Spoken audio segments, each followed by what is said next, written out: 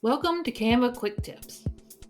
In today's quick tip, we're going to show you how to use shadowing and full adjust settings on an element that doesn't have that feature. So let me show you a quick tip on how to do that.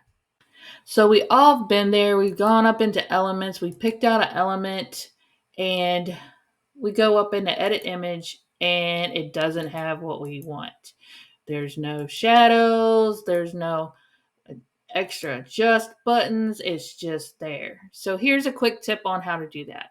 You can either go to color mix if you want to keep the original color. So if you're going to want to use your color wheel here and use a color, and within here, change your color first, go into edit image, use color mix for this one. So go into color mix, come on Canva, give me something. This is a quick tip, not a long tip because you're not loading. And go into glow. If you notice, glow might change it up some, but it doesn't change it too bad. You can adjust the glow, the strength of the glow, and you can take it back down to the original color. You're going to hit apply.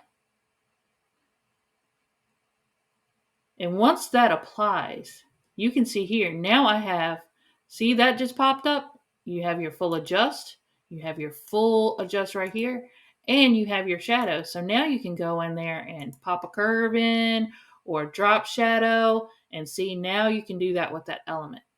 And you can go in here and glow, and you can actually make your outlines in here if you want to. You can adjust it, make it glow, and give you your good little outline. Now you can do all that good stuff in there. Thicken it up, kind of make it look stickery, and you can do all that stuff now. And that's your quick tip for today on how to get your element more editable. Thank you for stopping by. I'm Michelle. I'll see you on the next one.